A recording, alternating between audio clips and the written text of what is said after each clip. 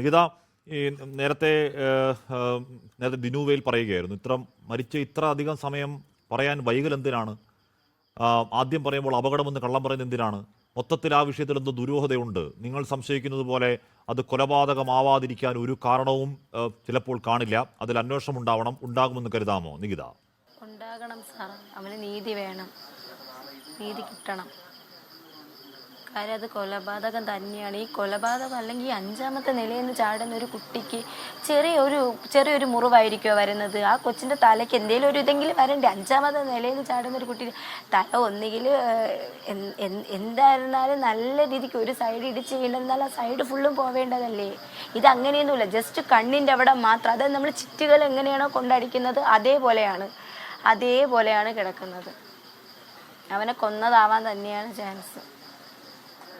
എന്തോ 11 അന്വേഷണ സംഘം ഉണ്ടെന്നൊക്കെ പറയുന്നുണ്ട്. ഈ 11 അന്വേഷണ സംഘം ഉണ്ടെന്ന് പറയുന്നുണ്ട്. അന്വേഷണ സംഘം ഉണ്ടെങ്കില്ല നികിത, ഈ ദിവസങ്ങൾ നമ്മൾ ഇവർക്കൊക്കെ കുട്ടികൾക്ക് ഭയമാണ്. പക്ഷെ പലരും നമ്മളോട് മിണ്ടുന്നുണ്ട്. പെൺകുട്ടികളെ പറ്റി പറയാൻ കൊള്ളരുതാത്ത വർത്താനം ഈ അധ്യാപകർ പരസ്പരം പറഞ്ഞു കേട്ട വിദ്യാർത്ഥിയോട് സംസാരിച്ചു ഞാൻ നികിത. പെൺകുട്ടികളെ പറ്റി പറയാൻ പാടില്ലാത്ത വൃത്തികേട്, ബോഡി ഷേമിങ് ഈ അധ്യാപകർ പരസ്പരം. അപ്പൊ ഇവരെന്താണ് അവിടെ നടത്തുന്നത്? ആരും പ്രതികരിക്കാത്ത എന്താ? എല്ലാ സ്റ്റുഡൻസിനെ അവർ ബോഡി ഷെയിം ചെയ്യുന്നുണ്ട്.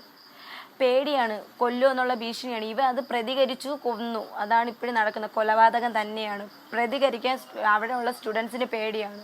ഈ ഫൈനൽ ഇയർ സ്റ്റുഡൻസിന് പോലും അയാളുടെ അടുത്ത് പ്രതികരിക്കാൻ പേടിയാണ്. പിന്നെ ഓരോ ഇയറിൽ വെച്ചിട്ടും HOD മാറുന്നുണ്ട്. പക്ഷെ എല്ലാ HODയും ഇങ്ങനെയാണെന്ന് എനിക്കറിയത്തില്ല. പക്ഷെ എന്തായാലും ഫസ്റ്റ് ഇയറിലെ HOD ഡോക്ടർ റാം, ഇയാൾ നല്ല രീതിക്കും കുട്ടികളെ നല്ല രീതിക്കും ഇയാളുടെ ക്ലാസ്സിന് ഇവനിരിക്കാൻ പേടിയാണ്. ആഴ്ചയിൽ 2 ദിവസം എന്താ ഇയാളുടെ ക്ലാസ് ഉള്ളൂ, ബാക്കി പ്രാക്ടിക്കലാണ് വരുന്നത്.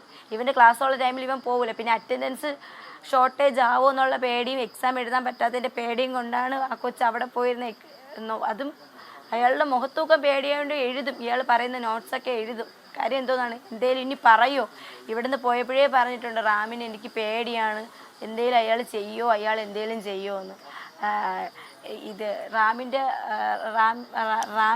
2-3 സ്റ്റാഫുകളുണ്ട്. അതായത് ഡോക്ടർ സംഗീത 2-3 പേരുണ്ട്. എനിക്ക് പേര് കറക്റ്റ് അറിയത്തില്ല അവരെല്ലാം ഇതുപോലെ എന്തോന്ന് എഴുതി തന്നതിന് ശേഷം, അതായത് ഇവൻ്റെ കയ്യിൽ നിന്നും ആ പേപ്പർ എഴുതി വാങ്ങിച്ചിട്ടല്ലാതെ അവനെ പുറത്തോട്ട് വിട്ടില്ല. എന്തോന്ന് എക്സാം നീ എഴുതി തരണമെന്നുള്ളത്.